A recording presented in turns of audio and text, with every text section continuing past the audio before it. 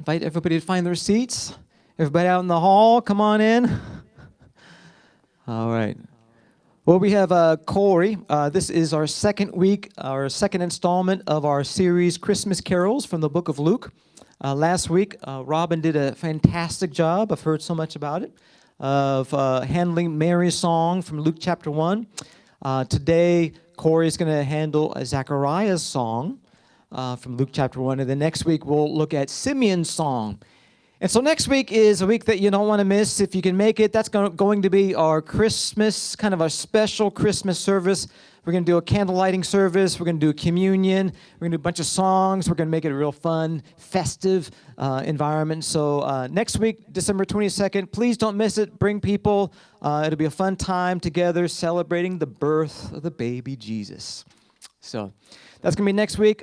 Before we get going today, though, Corey's going to be taking Zechariah's song, Luke chapter 1. But as we already mentioned, I just got back from Africa, and I got pictures, and I got stories, and I wanted to share with you a little bit about what I was able to learn and see all over in the country of Togo. So I was with you 2 weeks ago, and the week right after, the Monday right after service, we got on a plane, me and 10 other Oregon Ministry Network pastors. So the Assemblies of God is broken up into regions, and our local region right here is the state of Oregon. And every year they do what's called a vision trip for pastors who haven't really seen the world to be able to go. And so they subsidize this trip and really make it possible for local pastors to go to a different part of the world and see what God is up to. This year was in the country of Togo, and so I signed on to that and had time in the calendar to do it, and was so grateful that I did. We went over there on Monday, and it's a long trip. We left, I think it was 2 o'clock in the afternoon on Monday, and we got to Togo Tuesday at 9:30 p.m. So we flew into Atlanta and had a layover there. Then we flew over to Paris, had a layover there, and then with all the time changes, it wasn't that long of a trip. It was maybe 15 hours actual flying time, maybe not even that. But we flew from Paris and got down into Togo, and you see it right there on the map. Togo's on the west coast of Africa. First time I've ever been to the continent of Africa, and I think I've mentioned this before, but I did a genetics test recently to determine what racial makeup I have. And my dad's black, mom's white, and of my African blood, the largest percentage of my African blood comes from the land of Togo. And I just found this out like 2 months prior to going to the trip. I mean, we had this thing planned for maybe 5 or 6 months. And so here I am thinking, wow, I'm going to the land of my ancestors. So, and that's typical for anybody who is black in America. They typically came off the West Coast. They call it the slave coast, unfortunately.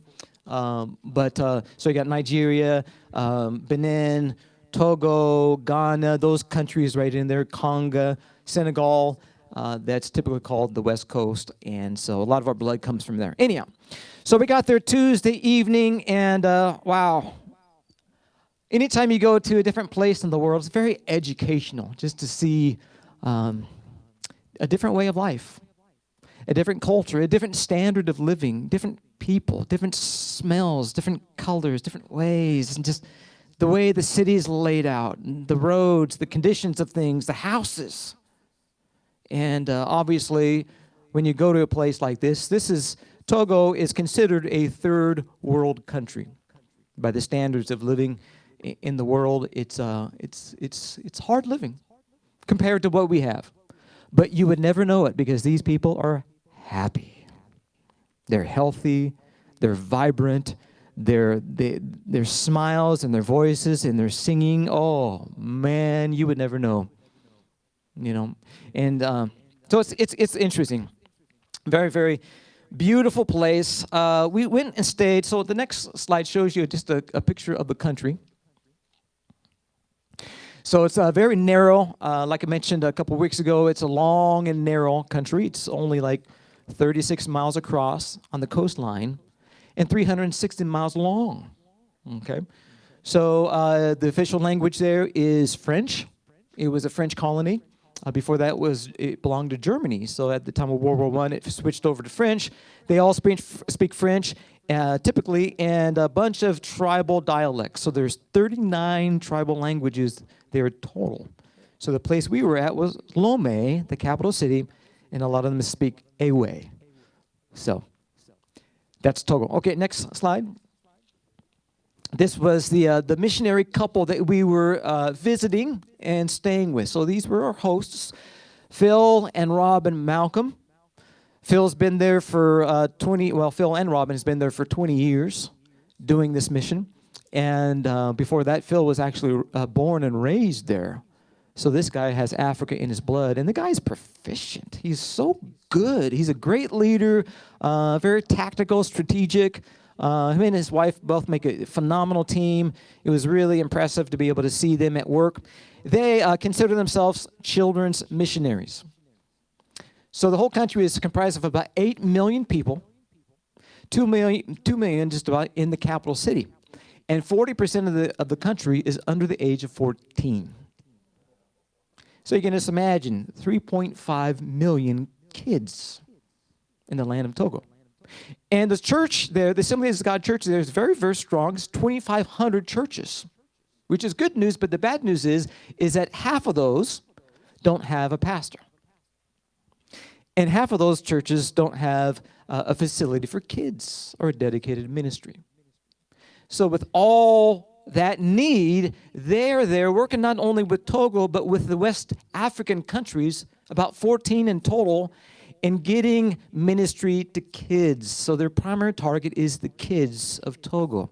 So this was a trip that really helped educate and inspire me in regards to missions and in regards to kids ministry. That was the entire focus of the week. And so we, okay, if you want to go to those next slides. So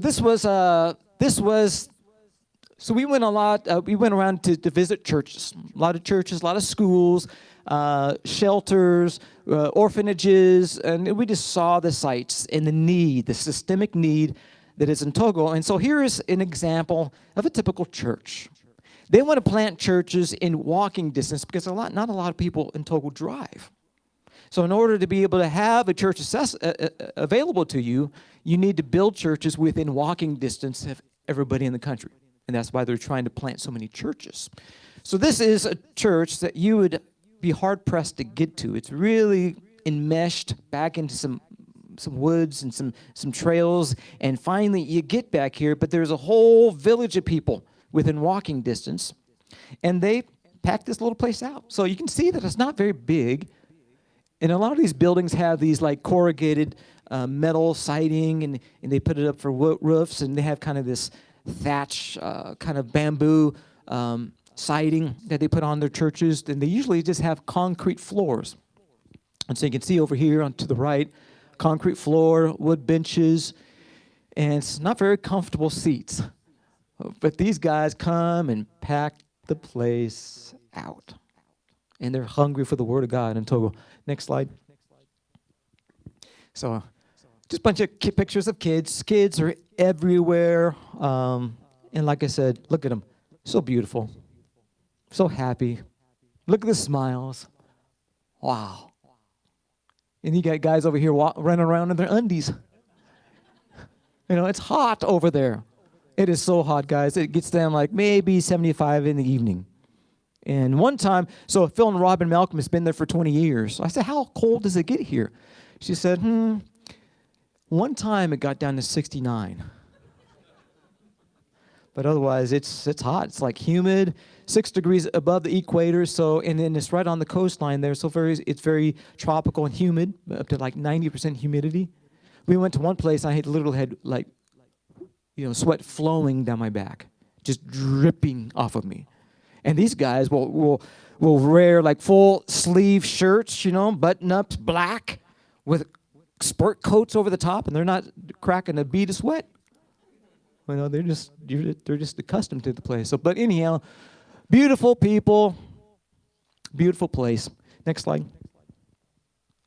Okay, now here is a larger church. So they have churches that are very, very small, and churches that are middle-sized, and then they have the bigger church. This is kind of a bigger church right here. And so you can see, so the church on the left, you can see the AD. You know what that stands for? Assemblies of God. Assemblée de Dieu, I believe it is French for Assembly of God. So anytime you see AD, and you see it all over the place, it's indicating Assemblies of God. So here's an Assemblies of God church, and so they got the concrete outside portion, and eventually they would like to install windows, but that doesn't need to happen for a while. So they just put the concrete structure up, put the concrete floor down, and then they fill it with people.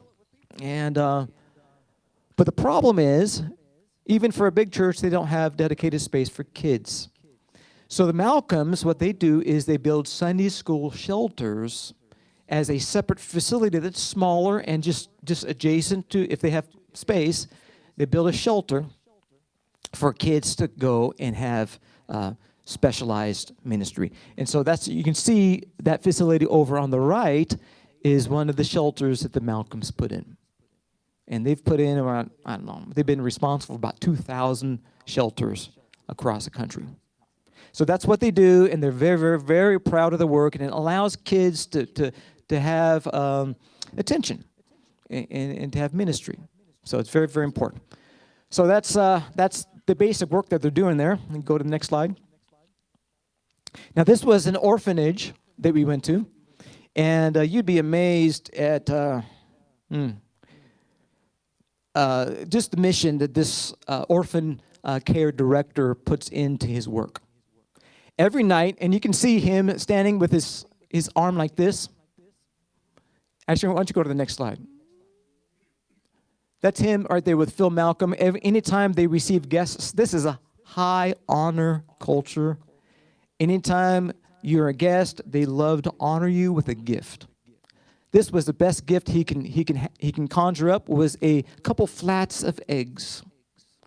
Because in order to feed all of his kids, he has a big chicken farm.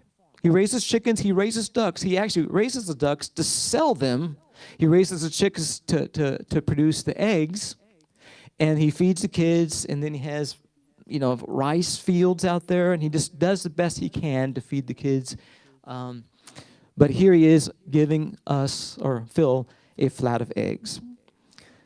This director right here, Celeste, I think his name is, goes out 11 p.m. every night looking for kids, gas stations, mosques, anybody who's been abandoned, and he'll take them and he'll bring them to his facility, and he'll locate the families, and he'll look to rehabilitate the children back into the family.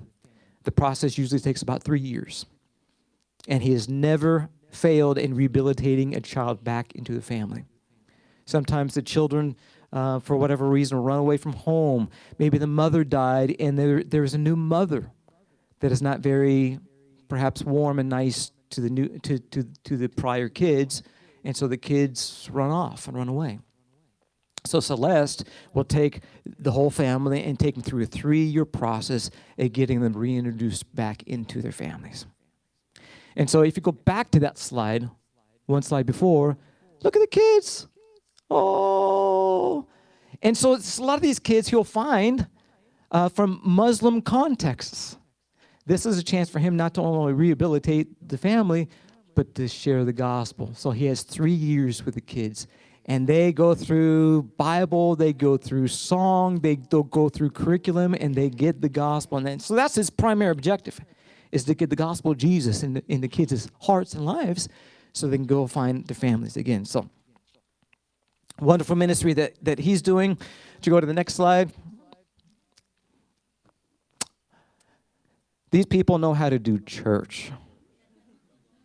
So they asked me to preach in one of the churches. So we had a team of 11 pastors, and 6 of us, they said, hey, why don't you preach? You preach. And they shipped us off to different churches, okay?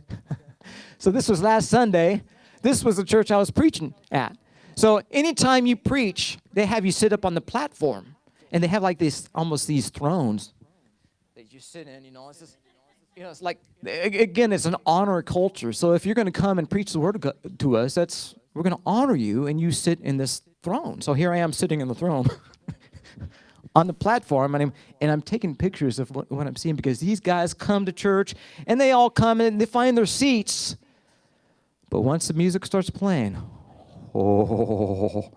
they make their way. And as you can see, look at the dress. Now, typical church, for whatever reason in Africa, it's about 2/3 female. Okay, and these females, man, they come dressed to the nine.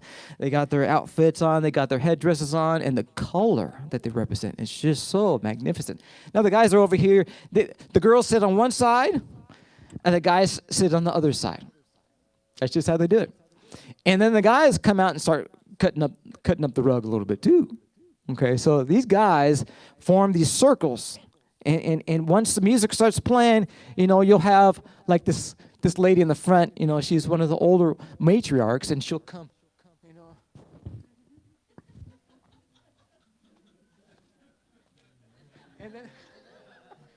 And then a person behind her.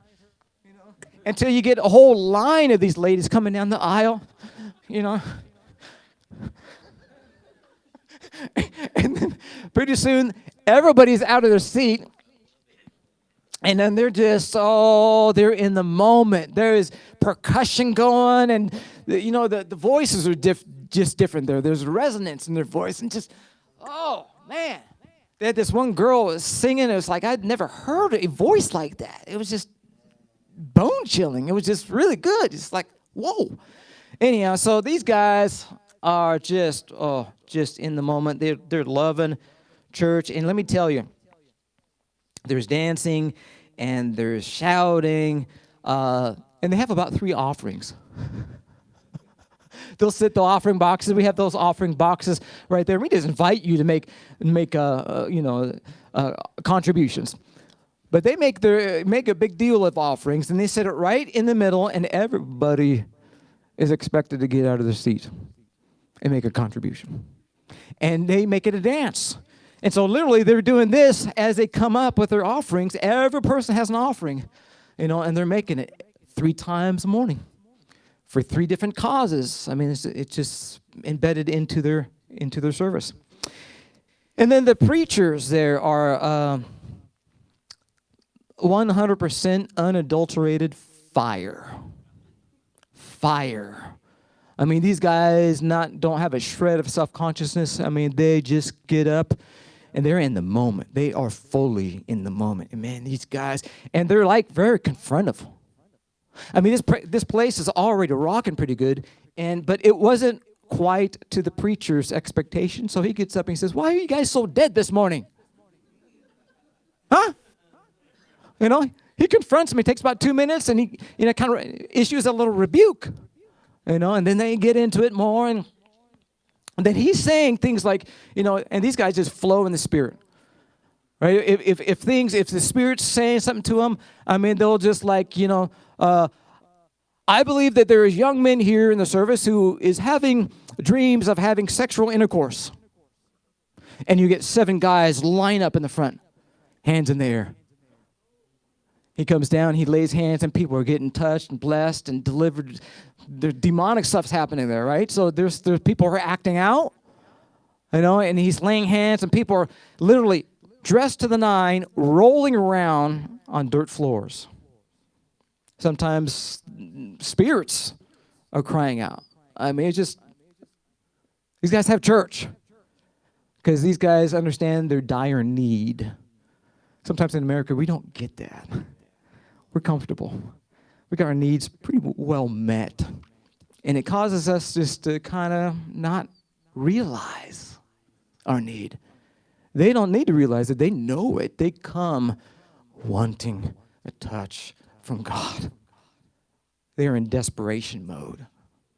And so that's probably the thing I took away most from their church service. It's like, these guys get it.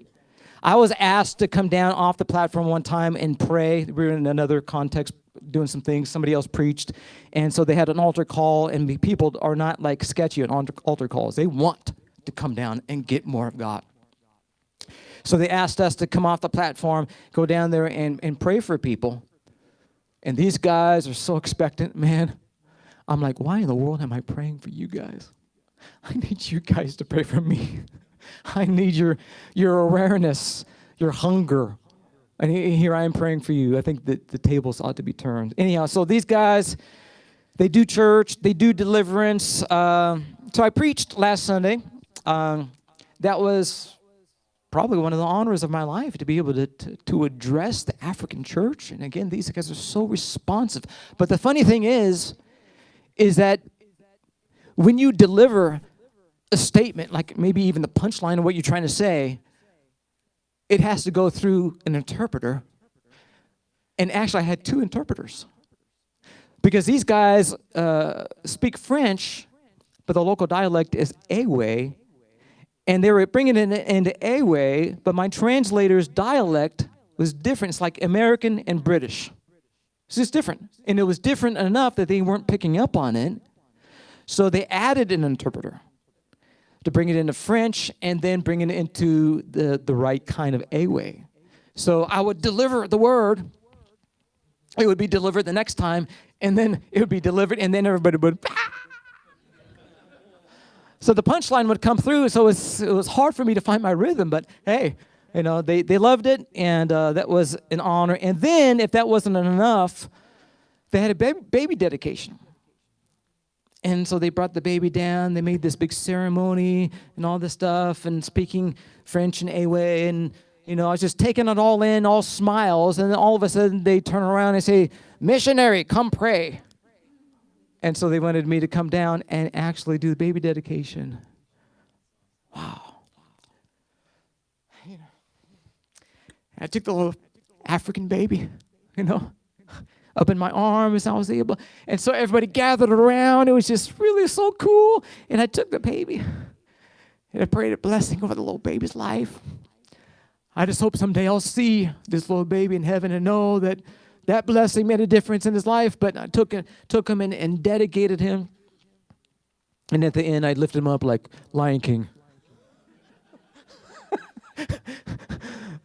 I didn't even realize, this is just Lion King. But I lifted him up and I just dedicated him, and it was just a glorious moment. It was really, really cool. So, and then the last slide here.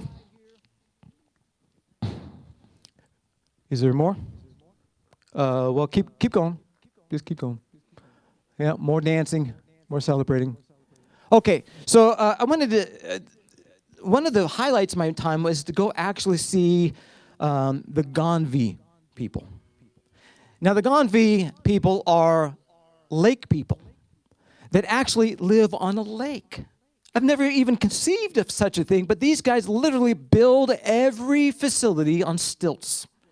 So all their homes, all their businesses, they have hospitals, they have all this stuff are built up on stilts, and they're not very nice facilities, but this is where they live, and this is where they've lived for the last 300 years. So you see the coast down here. This is actually Benin, the neighboring country to Togo. So we went over to Benin, and if you zoom in on the coastline of Benin, you'll see what you see on the right-hand side, and it's this big lake that has an outlet to the sea. And actually, the river connects over to Nigeria to the east. So they have been here since 1717 on this lake because they were trying to escape the slavers. So the slavers came to the coastline, and you're being sold away. And so to escape that, they enmeshed themselves in the bulrushes of this lake. And they have houses that are built, and every house has like 3 canoes, 1 canoe for the father, so he can go off, do his thing, and then the mother, so she can get around and get fish and bring it back to the family, and then for the kids, the third boat's for the kids, so they can go off to school. And so we literally, why don't you go to the next slide? Yeah. So look at them. Now, they like tourists coming in, so that you're coming, when you boat into this area, they like having you there because you bring commerce, but they don't really like the attention. This is their way of life. Tourists come in and want to snap pictures. They really don't like that. They put their hats down, or they're kind of wave their finger at you, and we don't want pictures taken, So you have to be a little discreet and stuff. So I did grab this image, but there's people all over the place in canoes. This is their way of life. And the spirit there is very, very dark. There's a lot of voodoo happening. They have big temples. They have like a big mosque. They have a Catholic church. But the thing with some of the Catholic practices is that they mixed a lot of the indigenous beliefs into what they do. So it's just all very, they worship the spirit of the waters. Actually, when demons are being cast out, they come out in like these, they manifest, in these like gyrations as mermaids. They worship like the lady of the mermaids and all this stuff. It's just voodoo practices and things. So this place is very, very spiritually dark. But it was phenomenal to go see their way of life. And the people are extremely beautiful. So that's the Gandhi. That was my trip. And just to kind of sum up my time over there, this is just one little country, one little dot on the world. And I guess the thing that I took away from this is that we belong, as a church, we belong to a big tribe. We have, in the Assemblies of God, I'm kind of new to all this. I've been here for 3.5 years, and before that, I was in an independent church for 17 years, and so I'm getting to know kind of the team. And so for me to go to a place like this and to see missionaries on the ground, and we met national leaders from Benin and from Togo and from the West African country front there. It's like these are all people that I'm on the same team with, that we're on the same team with. So I just realized, wow. There's 69 million people in the Assemblies of God. And the Assemblies of God started in 1914 with about 300. Do you know that there are more? This is a mind-blowing fact. There are 10 times more Assembly of God churches than there are McDonald's restaurants in the world. Go and check it. It's fact. I mean, it's just amazing. So really, before we consider ourselves a denomination, the Assemblies of God considers itself a missions agency. That's always been the impulse to the AG. We are a missions agency. And so I think I got a paradigm shift and going, okay, this is not an us and them thing. This is not the local church and the missionaries, which unfortunately has kind of probably been my conception of things. Oh, we do what we do, and they do what they do, and God bless them. Wow. I respect what they do, but they're not really in the narrative here. They're not talked a lot about. We've been trying to pray a little bit more for them, but I think all that's going to change. It's not an us and them thing. It's an us thing. We have developed a presence all over the world. And at least of all the Oregon Ministry Network missionaries, and I think there are 21 of them, we need to see that we have established, Generations Church has established a presence in 21 places on the globe. And so the teamwork and the solidarity will be improving. I have realized, okay, we are the home base to that mission agency. This is home base. And so to gather an idea that we are there with them. And even if we can't support them financially, we will at least support them relationally and support them spiritually. So I want to talk a lot more about this. Like Audrey said at the beginning of our gathering, we have developed a space on our webpage that I would like you guys to go and get acquainted with at least the missionaries that we have there. We've been supporting 5 missionaries, $100 a month. We'd love to do about 6 or 7 for this next year. So 2 weeks ago, we talked about missionary pledges. We would love to get those in here in the next week or two, even if this is like $10 a month. If all of us were able to do $10 a month, this is just so minuscule. That's a couple cups of coffee. if we could put that down on a missions card, we would be able to do so much more, to be a part of this mission agency that we belong to. So if you can get those mission cards in, we can get some really plans into place to do a good job of partnering with these guys, because the missions folks, these guys are our heroes. You think we make sacrifices in ministry? 10 times more for these guys. They're vetted, highly vetted. They're out there. They're proficient. They're doing a work, and they make sacrifices. And as I've gotten to know these missionaries, they go through down times, lonely times, discouraging times. And that's why I want to be a better friend. As a church, I want to be a better friend to these missionaries and encourage them and support them in prayer.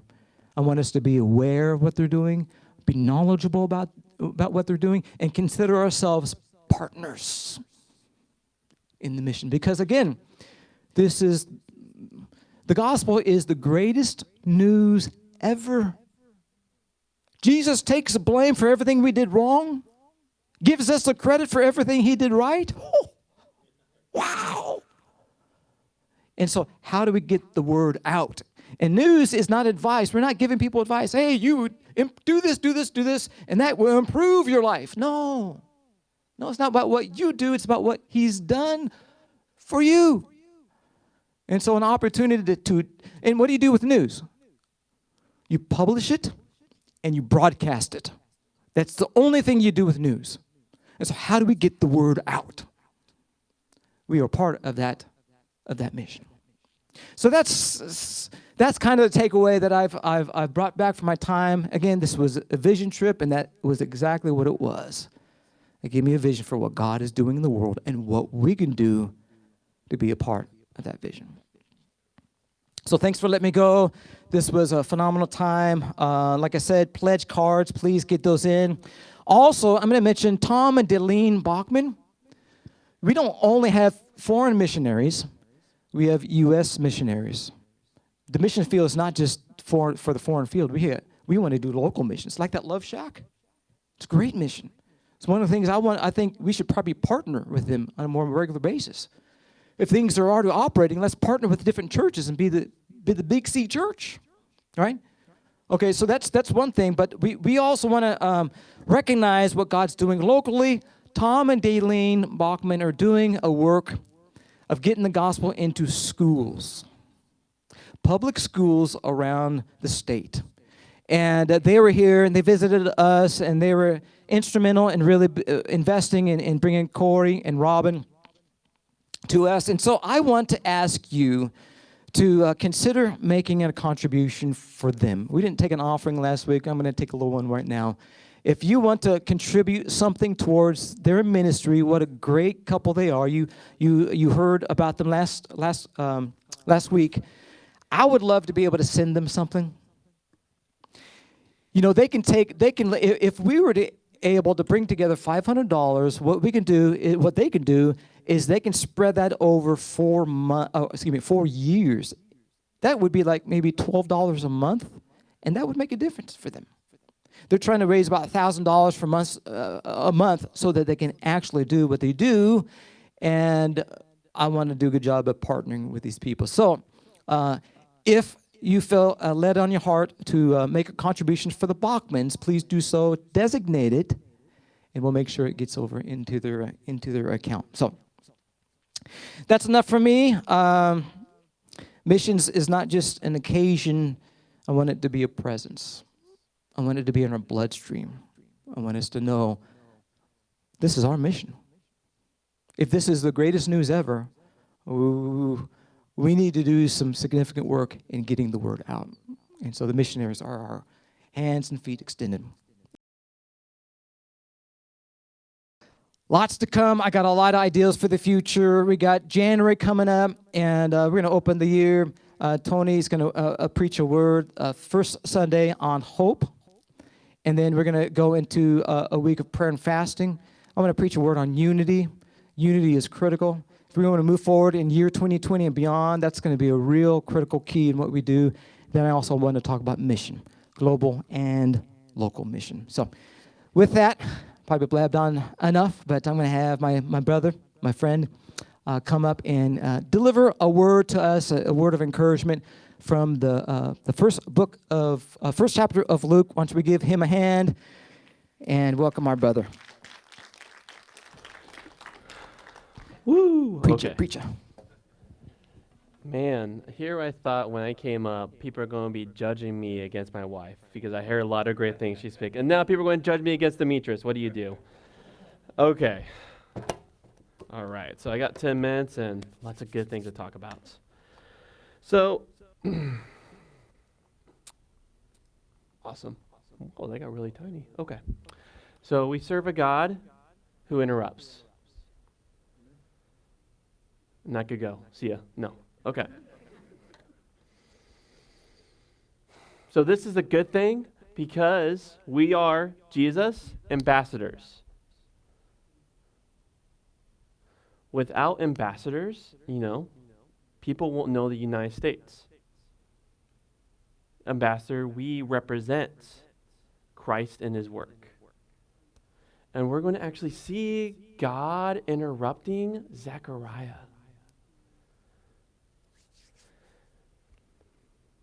All right, everyone, if you like to follow in your Bible, I'd like to start in Luke chapter 1, verse 5.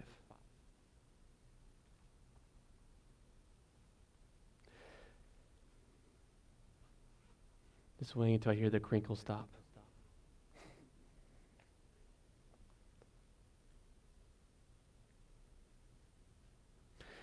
While you guys look for it, what's really funny is when Demetrius was sharing, I was just thinking this.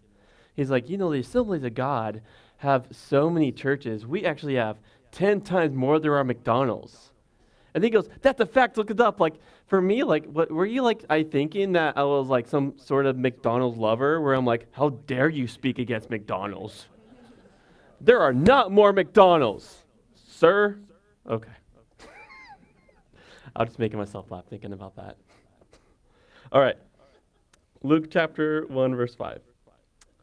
In the days of Herod, king of Judea, there was a priest named Zechariah of the division of Abijah, and he had a wife from the daughters of Aaron, and her name was Elizabeth. And they were both righteous before God, walking blamelessly in all the commandments and statutes of the Lord. So to get interrupted doesn't mean that you have to be in a bad standing, a bad place with God. Now, if God does interrupt you if you're in a bad standing, doesn't mean like that's not a bad thing. That's a really good thing. One of our favorite writers in the Bible, Paul, one of our favorite missionaries, there's that famous scene where he gets interrupted when he's chasing down Christians. But what I want to focus on, since majority of us here love Christ, I'll say probably all of us, looking in the room, love Christ, love God, we need to open up ourselves to letting God sometimes change our direction. But here we got a couple who is walking blamelessly in all the commandments and statutes of the Lord. So this book, the book of Luke, takes great strides to show this couple as being the picturesque of the Old Testament. Can you go to slide 3, please? So, who is this?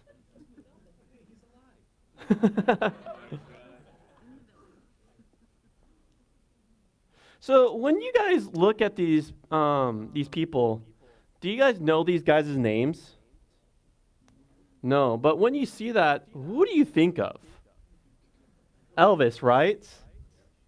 So when we're looking at this couple, we're looking at the Old Testament. They're like the exemplar of the Old Testament. And we'll see this because here the author, Luke, God, is like doing this really good comparing, like kind of like puts these two people right next to each other. You got not Luke. You got Zachariah and Elizabeth, and then you got Mary. You got the old covenants, people who are living a right relationship with God, but they're the priests. They're like rocking the robes.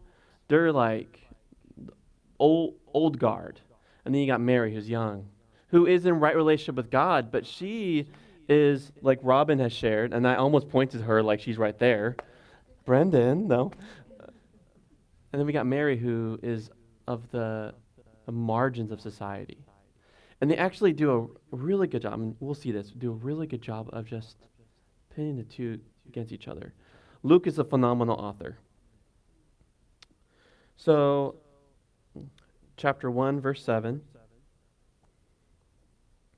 But they had no child, because Elizabeth was barren, and both were advanced in years. Now, while he was serving as priest before God, when his division was on duty, according to the custom of the priesthood, he was chosen by lot to enter the temple of the Lord and burn incense. So, burning incense, this is like once in a lifetime opportunity, because there are so many priests. So by casting lots is like throwing like 5,000 dice, and you hope it lands on your number. And so by burning incense, as you see in this picture, you're in this room, you're in the holy place. That is that curtain right in front of where you see the incense burning. That curtain separates between the holy place and the holy of holies. So you're getting like he is in his, it's like, I'm trying to think of the best example in our culture. And it'll be like, if I got, because of chance, I'm the torch holder in the Olympics. Like, that's a huge honor, running that torch. And it just happens. Actually, if you look it up, they go through, multiple people sign up, and you literally just get randomly cast. And so when you burn incense, actually right after that, then you proclaim a blessing on the people. So here is a priest, Zachariah, and his wife Elizabeth. They are the exemplar of the Old Testament, and he is living his most honorable moment in his priesthood life. And here's when the interruption comes.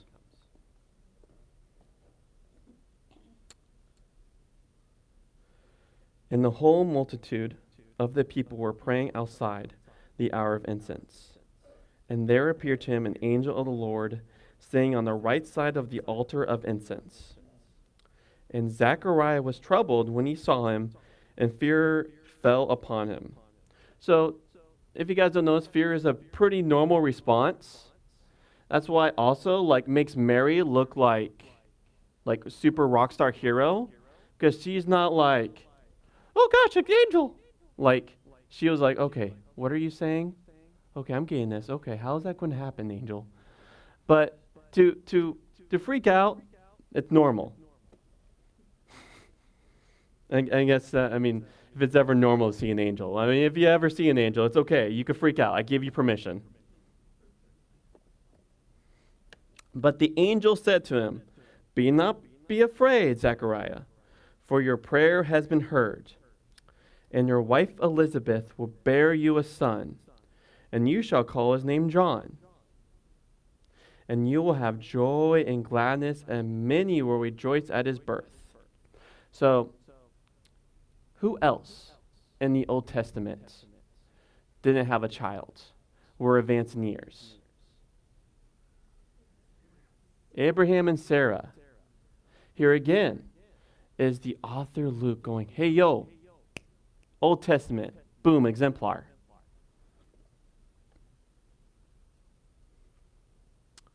Verse 14. And you will have joy and gladness, and many will rejoice at his birth. For he will be great before the Lord, and must not drink wine or strong drink, and he will be filled with the Holy Spirit even from his mother's womb. So who else from birth were the parents told they will not be having alcohol? Samson and Solomon. And boom, pointing to the Old Testament. And he will turn many of the children of Israel to the Lord their God.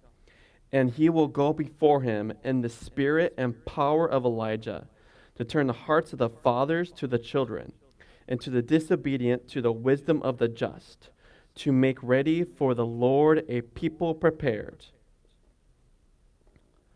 So even with more allusions to the Old Testament, you have Malachi chapter 4, verse 6. And the spirit of Elijah, who was a great prophet. You're getting all these moments where God is just interrupting. And the angel's like, yo, I know you're in good standing, but I got more. You guys will have a child. So here is Zechariah doing a once-in-a-lifetime opportunity, an honorable opportunity. And the angel appears, telling him that he'll have a kid like Abraham and Sarah, that the kid will be set aside for God's purpose at birth, like Samson and Samuel, and his son will be the one telling Israel to prepare their hearts for the coming of the Messiah. This is the person who should have gotten it. And how does he respond when God interrupts him? Verse 18. And Zechariah said to the angel, how shall I know this? For I am an old man, and my wife is advanced in years. And the angel answered him, I am Gabriel. I stand in the presence of God, and I was sent to speak to you and bring you this good news. I just love Gabriel's response, like, how dare you waste my time? I'm Gabriel. Like, you were already afraid, and you know your history. You are the priest.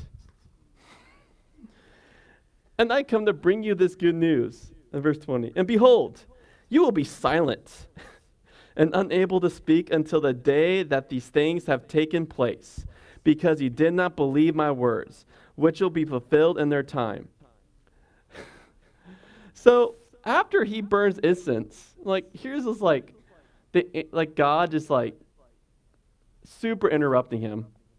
After you burn incense in this role, you go out, and then you pronounce a blessing. In Numbers chapter 6, verse 23 to 27, this is the blessing that he was supposed to pronounce to the people of Israel. Then you shall bless the people of Israel. You shall say to them, the Lord bless you and keep you. The Lord make his face shine upon you and be gracious to you. The Lord lift up his countenance upon you and give you peace. So shall they put my name upon the people of Israel, and I will bless them. So here, the angel is interrupting him in the moment he's burning incense, and then holds his tongue from even pronouncing this blessing. It'll be like, pretend we have this room, and this room, Demetrius speaks to God, and then when he came out, he was like absolutely trying to talk. And you'd be like, whoa, this is unheard of. A pastor speaks. This is weird. And then we'll all just walk away wondering, whoa, what's going on? Because this is unheard of. This is a complete, here's Israel going this direction. Here's the priest going this direction. This is tradition. It'll be like for Christmas. We have a Christmas dinner. And all suddenly, there's no dinner. And you'd be like, this is weird. Tradition, we do Christmas dinner. So, again, God is interrupting. He's doing something great. But don't worry, a blessing will come, and you'll see. He will be able to speak and speak his blessing.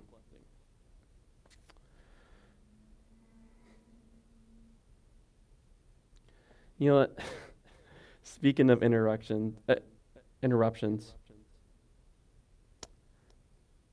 Robin and I were comfortable in our lives in Portland before coming here. We were both going to church. We have full-time jobs.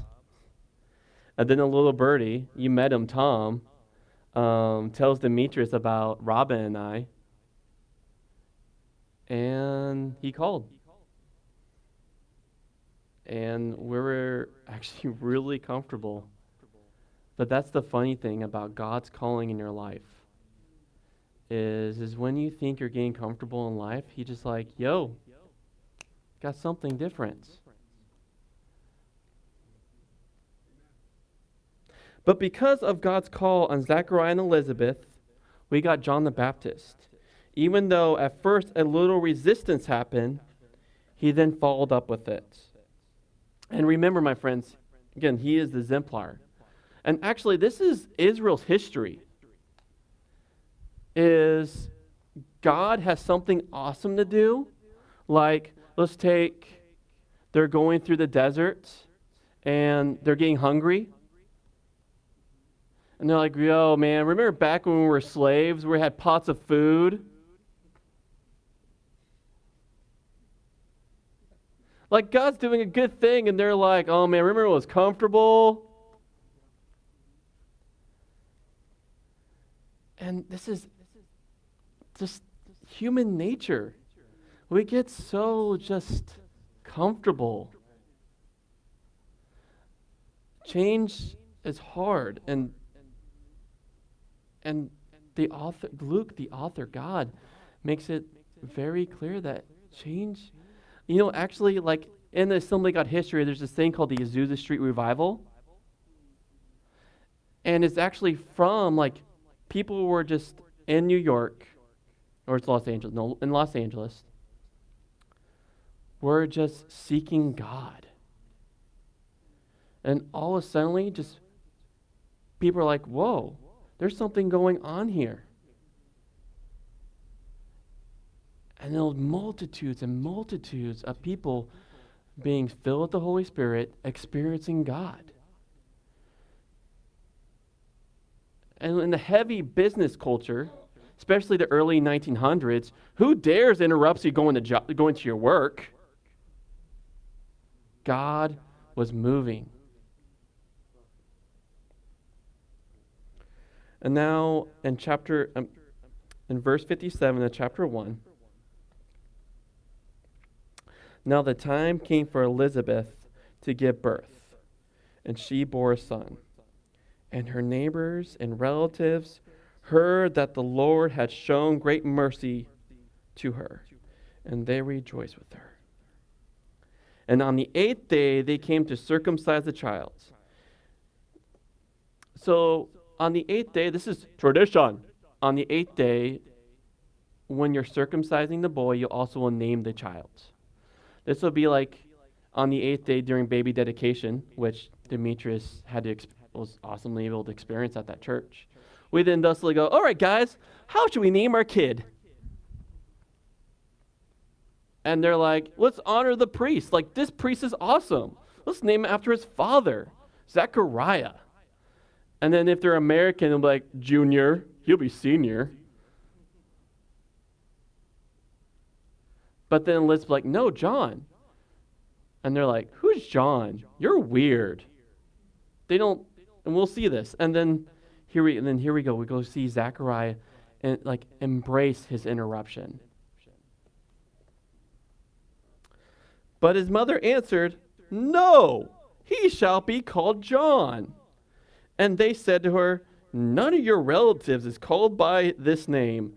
They're probably thinking, she's still like 8 days after like pregnancy. You're kind of tired, like you're being weird. And they made signs to his father. So remember, he still can't talk, so they probably think he's also deaf. Like, they're just assuming here. And so like, name? inquiring what he wanted him to be called. And he asked for a writing tablet and wrote, "His name is John." And they all wondered. And immediately his mouth was open and his tongue loosed. And he spoke, blessing God.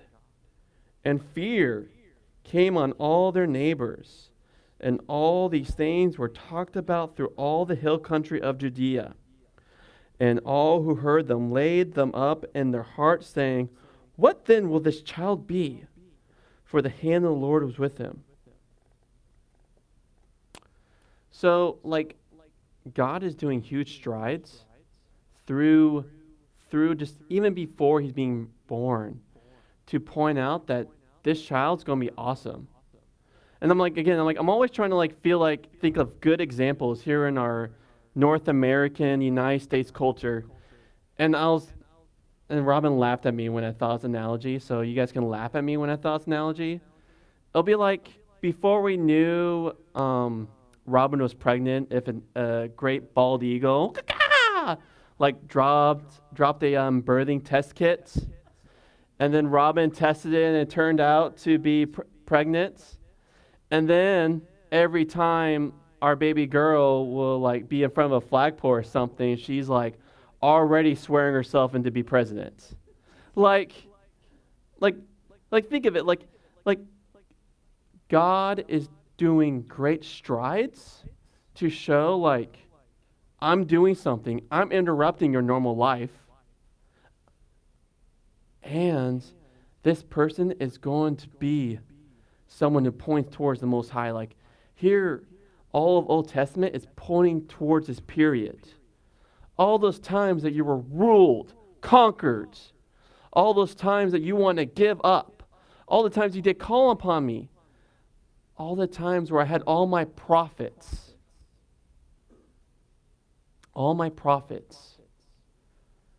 prophesy, call out to this moment. The moment is coming.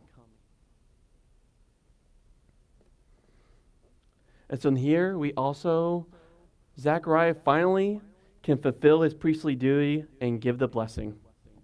Verse 67.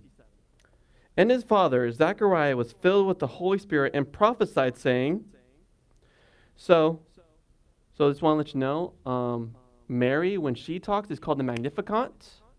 It's from Latin. And this passage is known as the Benedictus. And you guys will see in the next verse, the blessing, it's the Latin from blessing. If you guys care about that kind of stuff. I do, so. So this is worship and prophecy about the work of what Christ is going to do. So what are we going to read next? Again, this is worship and prophecy about the work of what Christ is going to do and what John the Baptist is going to do. Verse 68. Blessed be the Lord God of Israel, for he has visited and redeemed his people, and has raised up a horn of salvation for us in the house of his servant David. There's an allusion to Jesus. A horn is a symbol of strength. As he spoke by the mouth of his holy prophets from of old, allusion to the Old Testament, that we should be saved from our enemies and from the hand of all who hates us, to show the mercy promised to our Father and to remember his holy covenant, the oath that he swore to our father Abraham. Oh, look at that. To grant us that we, being delivered from the hand of our enemies, might serve him without fear, in holiness and righteousness before him all our days. And you, child, so now he's speaking to John, will be called the prophet of the Most High. And what's crazy is, again, juxtaposing between Mary's Magnificat, is when she's speaking about Jesus, he says, to the Lord Most High. And so here in this prayer, Talking about John, he is the prophet of the Most High, preparing the way. In the Magnificat, you have the Lord Most High. For you will go before the Lord to prepare his way, to give knowledge of salvation to his people and the forgiveness of their sins, because of the tender mercy of our God, whereby the sunrise shall visit us from on high, to give light to those who sit in the darkness and in the shadow of death, to guide our feet into the way of peace. Man, so beautiful. So this prophecy is God fulfilling the promises in the Old Testament. And to get him here, an angel had to interrupt him. What's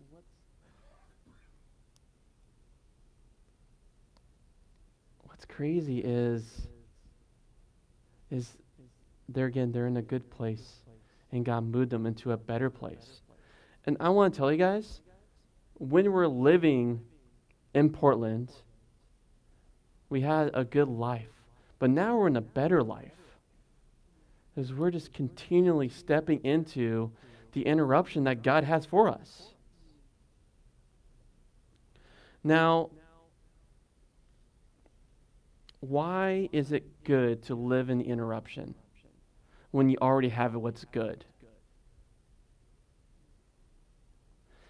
It's because you're stepping into, you're partnering with, you're being the ambassador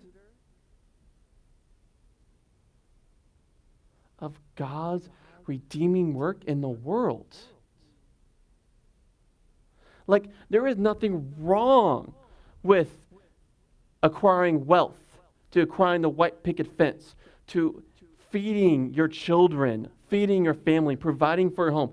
That has nothing wrong. That's wisdom. That's Proverbs. Proverbs is like has that rich and deep. But there's also an even greater work, a greater good when we step into and partnering with Christ, being the hands, being the mouthpiece. And how that's looking for me, like last week was finals week, and just that classic final student. Dude, I had said goodbye, friends. Hi, Bailey, once in a while. Hi, Robin, once in a while. I got schoolwork, and I got to also prepare for a sermon. Look at that. Okay. But in that, I spent my time studying in cafes and in bars. To walk in, and this is for me. This is for my partnering with, listening to the spirits. There were 2 times that Christ used me, because people are always curious, what you doing? I'm like, well, I'm working on my schoolwork. What's your major?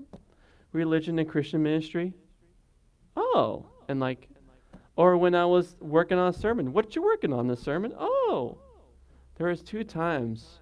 Because generally the next line is like, yeah, I don't like church. You know, these guys were hypocrites. I'm like, I'm pretty hypocritical myself. You're right. But then I was like, yeah, following all those rules suck. Like you know, your classic answer, like especially in my culture, my generation. And then, you know, I was like, you know, I live in peace every day because Christ did the full redeeming work in my life. And I don't serve him to earn my way. I don't serve him to keep him in my life. Man, that's drudgery. That is just like despair clinging to my mind. Whenever I see I gotta toil my hands, beat my chest to keep in right relationship with God. But it's because of what he did, because of the work he did completed, because of what we see in the book of Luke, in the gospel of the completed work of Christ. Out of thankfulness, out of worship, I get to serve him with joy. So we're going to spend about 1 or 2 minutes in quiet, meditative time. Quiet, just like, is God interrupting your good life right now? Or are you in a bad place and God's interrupting that right now? We do have people who will love to pray with you wherever camp you're at. If this is time you want to spend time with your family, like, hey, God is calling us in this moment in time. I feel his interruption in my life. And this is where I feel like we should go. Or yourself, like, God, where do you want to interrupt me? We're going to spend about 1 or 2 minutes of quiet time in that. And then someone will dismiss us. Thank you.